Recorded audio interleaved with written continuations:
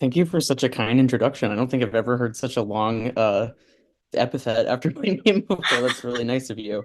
Yeah, so just for reference, for like housekeeping, I've got a timer that I'm gonna just make sure I'm watching my time so I don't go over anything. I tentatively had planned about 30 minutes for speaking. Sounds good. Awesome. Okay, and then I'm gonna try and minimize On the left-hand side. a different way. Uh, sorry, I'm not I do have your slides, so smoothly on my iPad. yes. There it There, is. it looks great. Awesome. Thank you so much for bearing with me. Okay. So yes, my presentation is going to be called Fibre Art Therapy. I don't know how to click over these slides because it's not working. Oh my gosh. Okay, I might end up having to use your slides. I hope that's okay because it is not working for me. Sorry about that. If you just use your advanced keys, that usually work. So Send it. I feel like next whenever I need the next slide or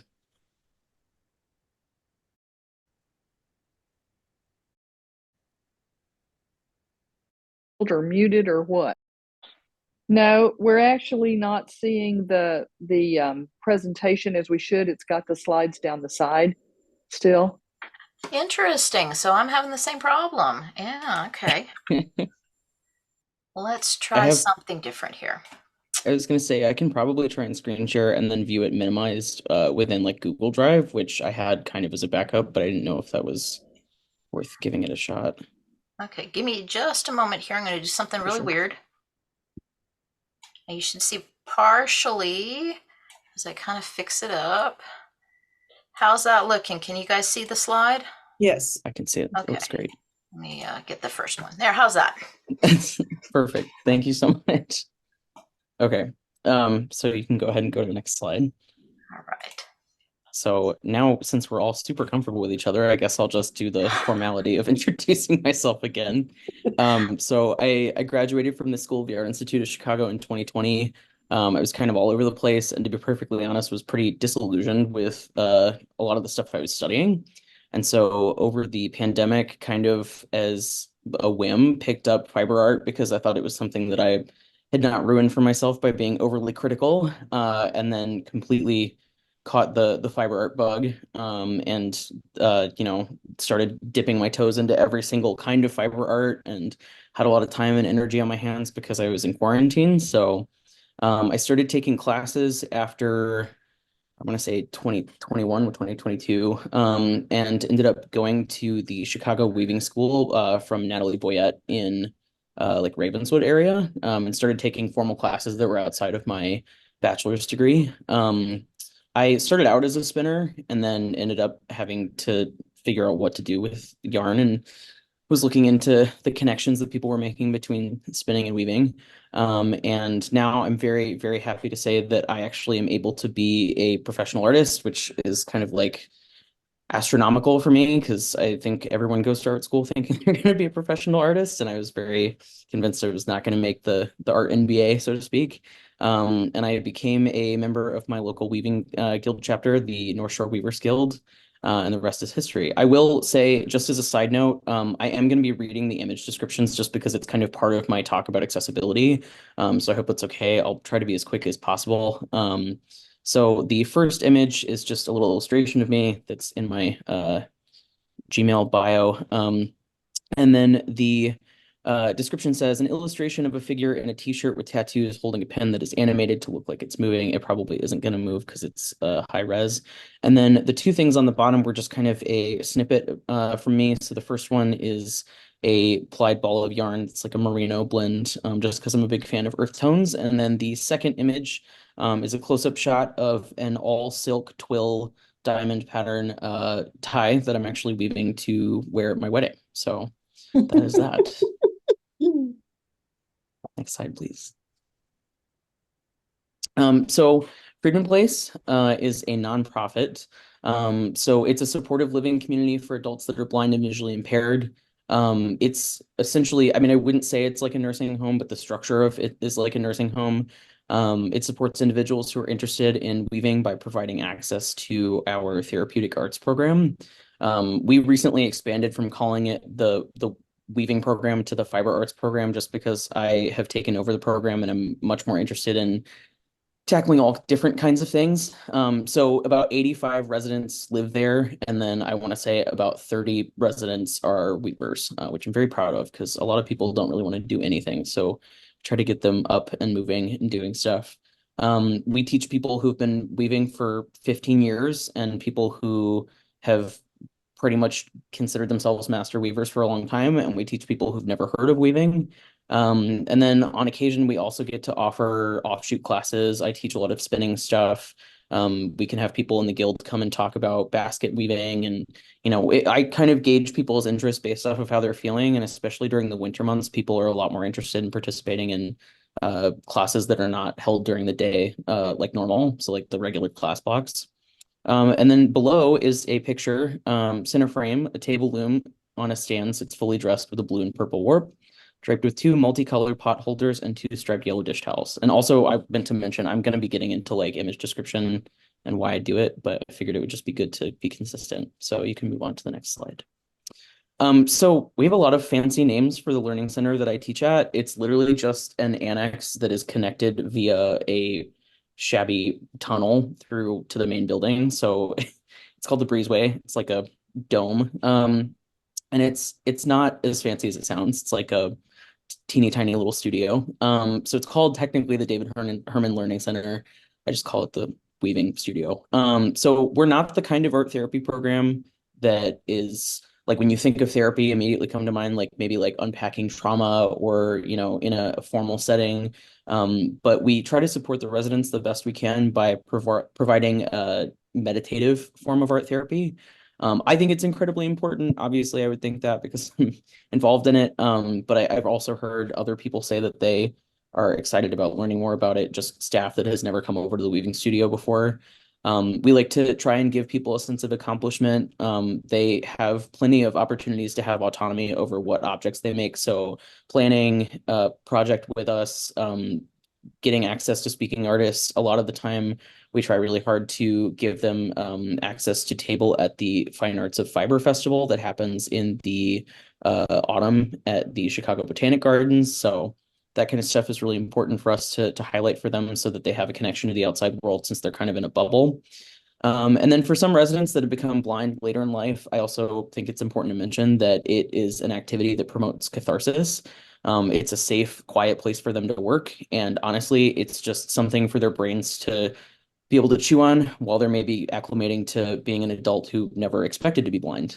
So later in life blindness is definitely part of the therapy stuff. So next slide, please. This is just a plaque that is up in the studio. It points to the reason why we're called the David Herman Learning Center and honestly why I go into it at all instead of just calling it the Weaving Studio. So he's an important resident. He's one of the first residents that we had back when we were not called the Friedman House, we were called, or Friedman Place, we were called the Kagan House. He started his 25-year agency connection in 1972. He was one of the first residents who was both blind and deaf. I think he lost his sight and vision around the same time as a toddler. But he was able to continue being a creative individual. His main things that he was interested in were related to fiber art. So we ended up naming the Learning Center after him. You can go to the next slide. Here are some pictures. I'm not going to read through every single thing on this board because it's a bit busy. But Harry Kagan is another important resident to know about just in terms of Friedman Place's history. So him and Harry Kagan were working together just to kind of promote, like I think when we think of like supportive adult living, it doesn't necessarily address like recreation or things that are outside just like food and sleeping and showering.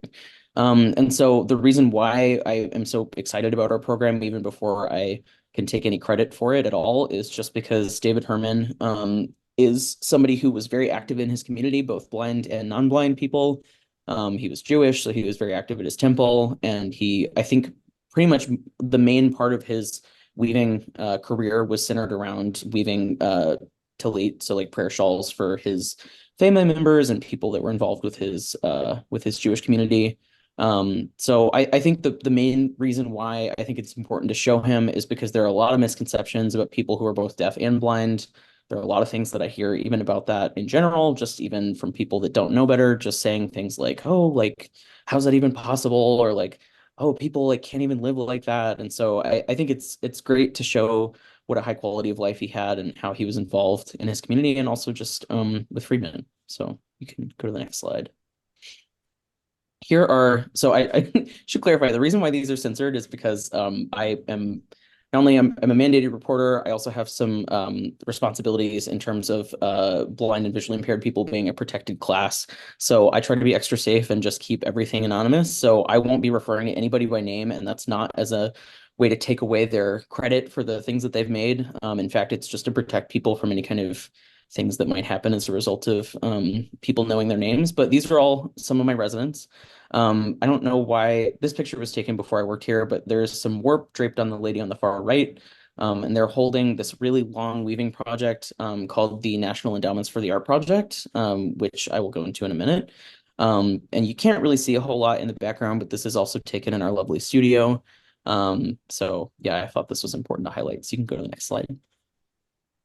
So National Endowment for the Arts, I don't know how commonplace this is or if this is like a niche thing, but I just wanted to touch on it. The NEA is an independent federal agency that is the largest funder of the arts and arts education, and it is a great catalyst for public and private support for the arts. We have been fortunate enough to participate in 3 separate occasions, and all of these occasions have been related to fiber arts. Most of the time, the way that it's formatted is our fundraising and development people do a bunch of magic that I don't understand and then do a bunch of grant stuff that I don't understand. And then they go, here you go.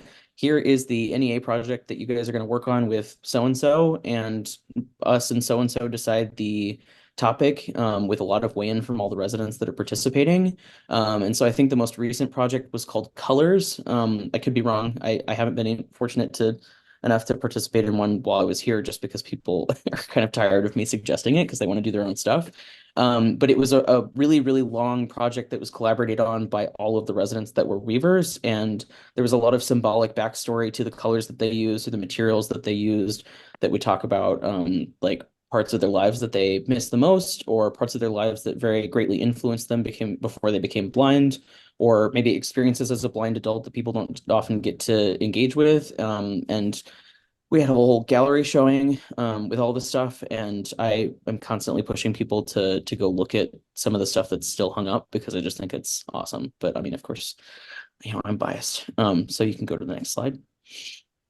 Here are another couple of pictures. They're not great quality because I got them from our website and we need an update. But the top right is a picture of more hand-woven fabric draped over the wall. And that's our old logo, which I'm a big fan of because it's Braille. We have a newer logo that's supposed to be more modern, but you know.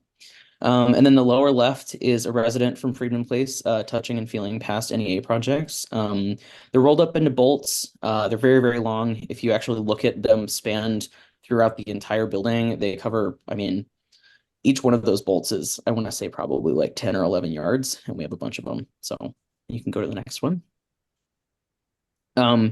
So obviously, a lot of this intersection deals with art therapy. And so I want to talk about art therapy a little bit because I feel like either a lot of people have heard about art therapy and it's kind of an outdated description of it, or people have never heard of it before, or people have heard of it and have some misconceptions about it. So the technical definition of art therapy is the use of art making to treat mental illness in a therapeutic way, like art as therapy. And it's rooted in the doctrine that creative expression can foster healing, whether that be through like intentional, like we're naming this art therapy and you're sitting down and you're doing it, or if it's just that you're noticing people who have sustained traumatic, experiences are getting better because they're doing art and it's just kind of a byproduct. And I put in here that people have been relying on arts for communication, self-expression, and healing for thousands of years. I feel like especially all of us know that. But I think that art therapy didn't become coined or legitimized until the 1940s. And I have something in here about doctors, but I'm always like, art therapy is just good. You should just do it, and that's how you'll know it's good. But it is a part of the therapeutic field, and is used. And I don't even know, I think because I live in Chicago, it's hard for me to say how alternative it is. I have a lot of access to the art therapy community in Chicago. And I'm from Kentucky, and I'd never heard of it then, so I don't know how like new it's considered. But yeah, go to the next slide, please. Here are some pictures. I think I'm a visual learner, so I like to provide. None of these pictures are from Freedom Place, so sorry if that's weird, but I think this is what people think of when they think of art therapy, which is totally all good and fine. A lot of people think of painting, so I'll read through the image descriptions very quickly. The first one on the far left is a woman helping two women paint on canvas, and it's facilitated as a therapeutic art project. The second image is of various sculptures made of clay. These are all from art therapy websites that I've researched and stuff. The big mandala thing is a group of people with their hands all around making a mandala painting. I mostly honestly just put that here as a placeholder to show that there are lots of different versions of art therapy. There's art therapy that's one-on-one, and then there are art therapy group projects that help people kind of the same way that group therapy is facilitated. So you can go to the next project or the next slide. So I'm not going to read this quote because I had it there just to sort of broach the topic as I talk about fiber art as art therapy. But basically, the summary of this quote is just that I did a lot of research when I first became a fiber artist and was an art therapist or art therapy related person, and was trying to figure out how these two things merged. Believe it or not, I was so shocked that I found this job and it kind of combined all of the things that I was invested in college. And I found a lot less evidence of fiber art as therapy than I wanted to. And it was surprising to me because I feel like when I think of all of the different mediums that you can use to be an art therapist, or all of the different mediums that people use in art school, that the most I will replace the word tedious for meditative form of art is fiber art, just because it requires a lot of patience. It often is very repetitive, and some people really like that, some people don't. Um, so I think part of my talk today too is just to talk about fiber art in a way that reframes it for people, because a lot of people who know more about art therapy and less about fiber art become really interested in, a new medium that they've never heard about. But then it's interesting to talk to other fiber artists about something that, maybe I view as kind of a utilitarian craft. Like I think of myself as like somebody who makes things that are useful.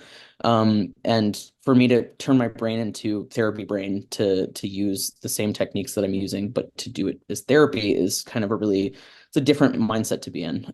So like any other art therapy, fiber art can be used to help people explore creative self-expression, and through that process gain personal insight and coping skills. Even just through practicing self-regulation by way of doing a calming art activity, fiber art can have an excellent impact on someone's mental health. So that's my first introduction to this as art therapy. You can go to the next slide. So art therapy, when it involves people who are living in supportive living. I want to take a sidebar and just say that supportive living and assisted living get confused. The hope with supportive living, which is where I work, is that we are promoting independency and autonomy and skills and things that adults have not learned in their early life. So kind of the idea is that we're propping them up and giving them a safe place to land while they try to increase their own inner rich life. And you'll find a lot of people who are at Freedom Place are kind of just a result of families that don't have access to education about disability and were kind of coddled or sheltered as young adults. And then they get to Freedom Place, and the goal is we hook them up with resources and we say, here is how to get a job. Here are some job interviews. Let's help you. I'd like to think that creating an outlet as an artist is just as important. So, even though we do art therapy, we also try to highlight the individual's voice as an artist. But in general, in terms of art therapy, we like to say that we do all these things. So promote mental and physical health, increase socialization, stimulate the brain, provide a sense of purpose. But I can sometimes reduce the use of medication. I'm only saying that just because I think, it's a way of building the idea that art therapy is more than just like play. It's non-invasive, so most of the art therapy that I facilitate happens kind of organically on its own. And then the cool thing about this too is that we try to keep our door open as much as possible. Excuse me, for staff. And so we do a lot of collaboration with staff, and we've seen it incredibly helpful to staff to come in like on their lunch breaks and work on the community loom or like watch a resident weave or like talk to them about why they're weaving something for their aunt who needs a kitchen dish towel, like whatever. And it definitely improves morale. You can go to the next slide. So briefly, I'll just talk about some misconceptions about art therapy. I think probably this is a little bit redundant, but I just like to put it out there. Um, so these are all things that I don't agree with. You can only do art therapy if you're an artist. A lot of young adults will be like, I'm not creative, I like math. And I'm like, well, weaving is math, so try again. It's just for fun, just the same as an art class. Not true. Art therapy is not for everybody. I think it's for everyone who wants to do it.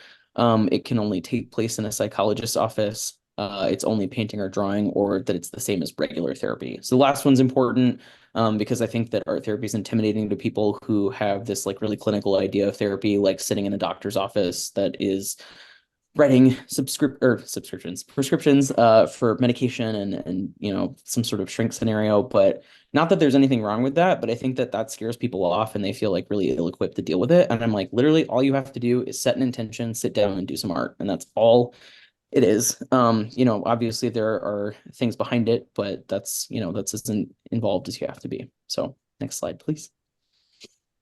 This is the big one. So what are some misconceptions about disability? I could spend a really long time talking about this. So I'm going to try really hard to keep it concise because this is where I try to get like less soapboxy than I want to get. And I should also clarify that when I list these misconceptions, it is in no way me responding negative. Honestly, I think that the most important part about engaging with disability is talking about how everyone should be aware of the fact if you're able to identify this, that you're uncomfortable. I think it's really normal to be uncomfortable with disability. I think people are terrified of saying that. But the reality is if you haven't grown up around disability, and I'm a disabled artist, I grew up around disabled artists. I'm very fortunate to have family that involves themselves in that area of social politics. But I mean, I meet so many people that have like this really like frigid, like scared expression whenever they come see me at work. And then they hang out with people for like a few minutes and then they're like, oh, this is fine. And I think that that's great. I think that it's important for people to have an open mind and, admit when they're uncomfortable so that they can work through it. But I do think that it's important also to kind of bridge that gap by identifying questions that might not be helpful to learning because they're built on bias. So like the first one is a good example of something I've heard from plenty of people that volunteer with our Fibre Arts program. Why would a resident weave if they can't see the colors? And I'm like, well, there's so many different answers I want to give to you for that. But I have two really big different kinds of versions of that answer, which is there are a lot of people that are blind later in life and they had very tasteful aesthetics for colors and that they don't want to give that up or disregard that or stop caring about it just because they're blind now. Also when I say blind, that's a really wide spectrum. There are people who are all considered legally blind at Friedman Place, and that might mean a litany of different things for what that experience is like for them. And then the other thing is, I don't think that just because like something is what you're used to engaging a certain way means that it isn't important for someone else. So, I might not have the best palate, but if there is a professional chef who is like, you should try this food anyway, and I still get something out of it. In a lot of people's circles, like people are deaf and they listen to the vibrations of music, and so they get something out of that, and it might be different than what we think we get out of it as hearing people. So I also like to say, like, some of my weavers who have been blind since birth know that their whole lives the sun has been described as yellow. So maybe that's what they're channeling. They want to weave. I have a resident who is weaving napkins and he calls them cheese napkins because they're the color of cheese and they're like orange and yellow. I think that's great. I think that's super cool. Whatever way you engage with it is fine. How do the residents design their own projects? The reason why I put this is because a lot of the volunteers that we get mean really well, but they talk about the residents as if they're children. Most of the people that I teach are probably 30 to 60. Some people are on the 70s and 80s side. It's like a really wide range, but all of them are adults. And so very often people are surprised that people have capability of wanting to be invested in designing what they make or having opinions about it. And I just like to slowly lead people through that and just show them what kinds of people are working on what and be like, this is like really normal. Like I'm not ever shocked or surprised by the amount of involved that my residents want to get. Some of them honestly are like, put me in front of a loom and I want to weave. I don't care what it looks like, and that's great. But a lot of people are very particular, and I think that's great. Do the looms use any adaptive technology different from what sighted weavers are used to? Yes, and I'm so excited to talk about this after I get done with the rest of these questions. What are some of the challenges with non-sighted weaving? Again, I'll go over that a little bit better. It's just different. I would say that like as a person who's used to being cited and using all of my site for weaving, you just have to restructure the way that you think about it in a narrative way. And what I started to do, and this really helped me, was as I was weaving and setting up my own projects at home while I was getting used to this job, is I just started talking about what I was doing out loud and being like, I am putting the warp on the leaf sticks, and like that's what I'm doing. And honestly, it's like really easy to settle into. And I think that that eliminates a lot of the challenges. The other rest of that issue is resolved mostly just by communicating with a weaver. Even like today, great example. I had a brand new person who'd never woven before. They had cerebral palsy in their left hand. So we sat down together and I was like, what do you like about this experience while you're weaving with no adaptations, and what can I do? And so I got some rubber bands and I tied them around the shuttle so that they were able to have the shuttle slipped onto their hand that was not able to have fine motor strength. And it was great. And I just asked, like, what do you need? Lifelong blindness versus late life blindness. I talked a little bit about that. Long time weavers versus new weavers, skill level and ableist assumption. So I'm really just going to be concise with this and say I have a lot of volunteers who come in and they look at all the work and it's beautiful and they're shocked that it's gorgeous and they're shocked that it's precise and even and that the technique is good. And I'm like, don't be shocked. Just don't make any assumptions. It's like the easiest way to go about all of this. Or they'll be like, oh, are you sure that you're just not being nice and you didn't weave all this for them and you're saying that you're helping? And I'm like, actually, all of them are so grouchy. If I touched it or wove any of it for them, I would probably get smacked. So I promise that I'm not like lifting anybody up and making it like they're doing a bunch of stuff that they're not. Like, really, I give them the room and I let them weave and I'm there to help. So next slide, please. This is really short, but this is a picture that I used in another talk that I had with people who'd never been around anyone who was blind. On the right, you'll see a few different pictures which are simulated for different kinds of blindness or low vision. And one of the biggest misconceptions I run into, which is totally understandable because how would you not know, or how would you know, is that many different kinds of blindness can exist. And they can all be considered legally blind. A lot of people my age will see someone saying on social media that they're blind and they're using technology, and they're like, how is this person using technology? And I'm like, well, accessibility is a huge deal on all operating systems. But I think it's important also to talk about the gradient of experience being super important with disability, because all people either age into disability or experience it their lifetime sometime. So knowing like what you're talking about when you're talking about blindness is important, because you may one day be blind.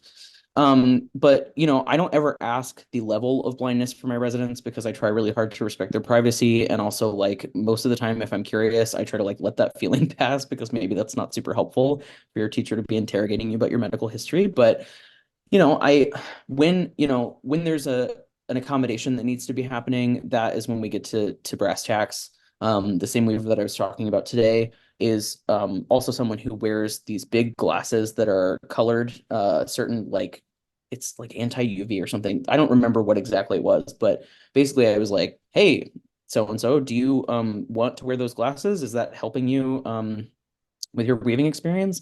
And so said, no, actually, it's because the lights are on and there's a really bad glare. And I said, oh my gosh, well, thank you for telling me, because I didn't know that you see like halos of light. And most of the time, a lot of the residents with low or partial vision want the lights on and get mad at me when I like to keep it dark like a cave, even though I think it's relaxing because they can't see. So, just stuff like that, I think is really important, always to just sit with your weavers and be like, what do you want?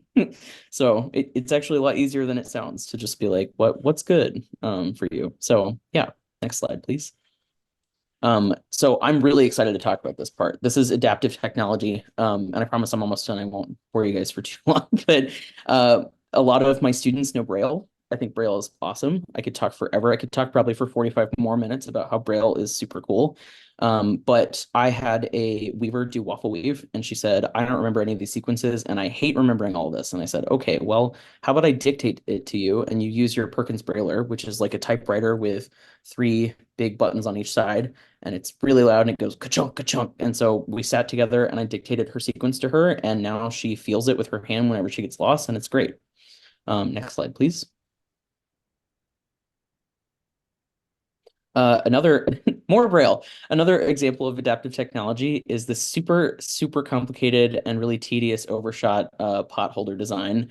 I honestly try to stay away from these most recently just because we're inducting a lot of new weavers that are really intimidated by either Braille or really long sequence. So this would be for someone that would be a weaver of like 15 years who's like, I want to do overshot. I want to do something really complicated. I want to sell my stuff for $1 million. Help me do it. I'd be like, great.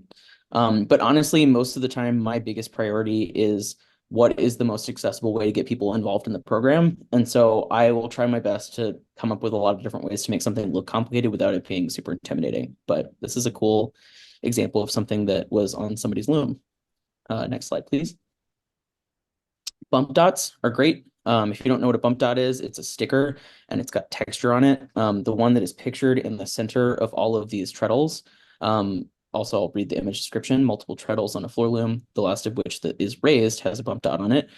So this bump dot has a divot in it. So when my weaver takes off their shoes and they're like having, also I should mention too, the Friedman Place experience is not just about blindness. A lot of my weavers have other health problems. So, for example, this weaver has neuropathy in their hands and feet. So it makes the sensitivity of touch a lot more difficult for this person. So they were like, I'm having a lot of trouble distinguishing between my treadles. And I was like, great, I'll put a bump dot on this. Most of the time, it's really helpful to put a bump dot on every other treadle so that they can keep track of their numbers. So if their sequence is consecutive, they're able to know where they are. So next slide, please. Another example of adaptive technology, and I use this for my own weaving and have adopted a lot of the stuff that I use at work, which is called a measure thread. So a lot of my weavers that have been weaving for a really long time are super, for lack of a better term, crotchety and don't like me hovering over them. And so if I'm measuring stuff every 15 minutes, they're like really irritated with me. And so what I'll do is I'll go, okay, this herringbone project, which is pictured right here, is 12 inches long. Can't believe I remember that. That's terrible. And so I'll measure a piece of thread that's got a really rough texture to it that's definitely different from the weft. And I will take a T-pin and I'll put it in the start of that project. So every time they want to check right before they get advanced where they're at in their project, they just hold it. Usually there's a knot on the end so that they can feel where the end of the thread is definitively. And if it's with the advanced line or if it's over the advanced line or whatever, then they know exactly how much left they have to do. So in the right, I have pictured me trying to pull it taut just so you can kind of see, I don't know, like what it looks like when it's not just laying flat. But most of the time it kind of just drops to the end of the apron bar and it gets left alone until there's another advance. So I love this one. It's really helpful for me because I don't like measuring a lot. Next slide, please. So I won't go too into detail about this just because I like to keep it super anonymous. But in the past year and a half, I have seen someone who struggles with substance abuse get 5 or 6 job interviews. He's maintained a very rigorous schedule. And part of that is that every week he starts off his week and ends his week with weaving. I'm not taking credit for that necessarily, but I am thrilled that he has some structure to adhere to. And I'm also excited that he has some way to blow off steam. So I think that's a really good example of how even if I'm not thinking of my job every single day as like an intentional art therapy practice, that even just creating routine and setting goals with someone who is like I have a couple of people who weave who are like straight up, I would never tell my friends I do this because I'm super hardcore and I'm from the streets. And then they're like the best weavers I've ever met because they become super focused on improving. And then I'm like, oh, well, I converted you into being a fiber artist. So it's great. And so I just think that confidence and that outlet is super important for our weavers that maybe also are not people that even have heard of weaving before they came to Friedman Place. Next slide, please. Here's some pictures of the studio. I won't go super in depth. I just like was excited about how it looked after we got a whole bunch of renovations and stuff done.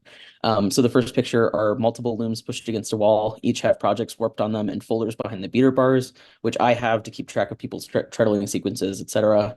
And then above the looms, there are shelves with rigid heddle looms. We're introducing card weaving right now, which is awesome.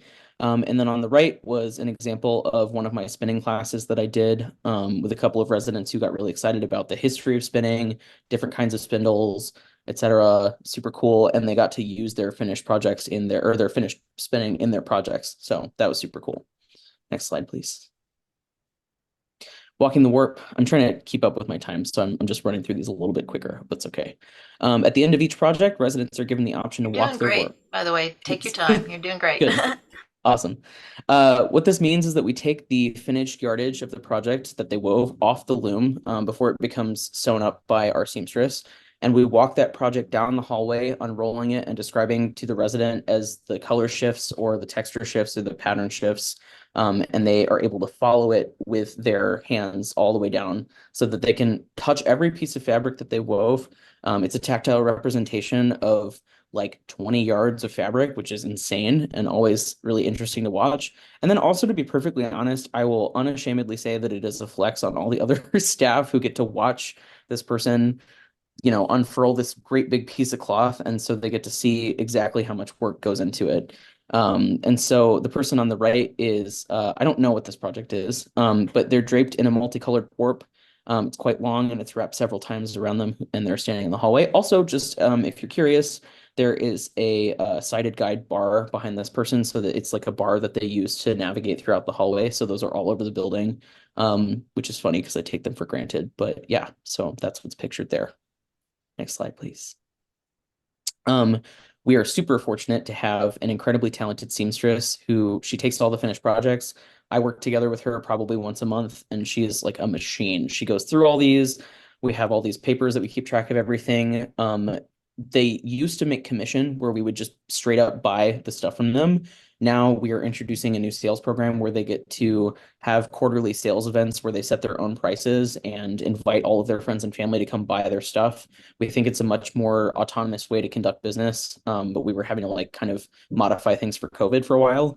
But yeah, if you want to go to the next slide, there are some examples of some finished projects that I'd like to show you. Actually, well, this is in progress. So the first one on the far left is no, it's not tabby. I think it's twill. Yeah, it's twill. It's got rainbow stripes in the weave. That one is going to be dishcloths. The middle one is also twill. It's diamond pattern. It's on a floor loom that's an 8-shaft floor loom, and that one's like a nice gradient. Those are tote bags. And then on the far right, I believe I want to say those are dish towels. I could totally be wrong. We also make aprons. And all of these different weavers have different techniques. You'll also see in the first two images that there's a measurement thread that my resident can feel so that they know exactly how far they're at. It's a different way of measuring stuff that I just do so I can keep track of everybody's stuff without going nuts. And then if you'll go to the next slide, please. So these are some examples of finished projects. The first one is a zipper bag. The second one is a tote. And then third are cane holders, which I think are awesome because people get to use all the stuff that they make. And this is something that we came up with well, I don't think we came up with it on our own. It's something that not a lot of people know how to sew. And so our seamstress is specialized in that way. And she sewed a bunch of cane holders, and that's a very popular project. And they're hung all around the dining room, chairs and stuff so that people can fold up their cane and put them in there. And it's super awesome. And I think you can put it on your belt too. Next slide, please. One more thing. This is me and one of my students. So at Friedman, I'm trying to constantly, me and my staff are trying to grow our skills as instructors. I find it very important to remain a practicing artist, to be the best kind of teacher that I can be. And so very often we have professional development on our own so that we can learn skills for pilot classes. We'll test stuff out on each other. More often than not, what that involves is me making my staff wear blindfolds so that I can teach them how to do something and them saying, this sucks, or this is great. And so we use a lot of adaptation for that, which I already talked about. But pictured below is one of my, I'm putting this in air quotes, pilot classes for card weaving. where one of my residents who is both deaf and blind told me that I needed to I needed to have bump dots on it, and how on earth was he supposed to? He was very mad at me for not putting bump dots on the cards, but he was giving me feedback to take and assimilate into my course for everybody.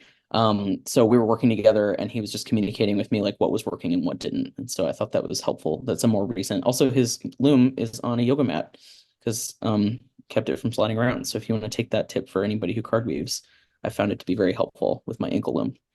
Next slide, please. This is just me wrapping up. I'm really lucky to be part of this program. I think that it combines so many different things that I'm passionate about, but I also think that even if I wasn't there, it would be a great learning experience for all fiber artists because I think we take our site for granted, A, and B, I think that it's incredibly important to make resources out of all of the stuff that we have and give people opportunities to engage no matter what ability level. And I also just think it's fascinating to take the adaptations that I give to my students for sight and put them on my own weaving because it's actually helped me become a better artist myself and advance my own practice. And then the next slide is shameless self-promotion. So on the left is my website. You don't have to, it's really fine if you don't want to look into it, but I do workshops. I love talking, and I love talking about art therapy and disability and stuff. So if you want a plug, that is my plug. And then the next slide is my conclusion. So that is Is there all. anybody else scanning that? No. Okay. Thank you all so much for having me. Seriously, I really enjoyed it. And when I got the message that I was like given this opportunity to come talk, I got super excited about it and told everybody I know. And so they're tired of hearing about it. And that's just it's a picture of me jumping in my studio. But yeah, thank you guys so much. And I wanted to leave some extra time so that if anybody had any questions or dialogue, like to facilitate all of that too. So Oh, that was wonderful. Thank you for that, thank Oberon. you. I just want to let everybody know I saw him speak at HGA's Spinning and Weaving Week, and I jumped on the chance to have him talk with us because I thought it was absolutely fascinating. And I hope you guys got some tips out of that too. I actually have a couple of questions. I wonder before I ask any of mine, does anybody else have any questions?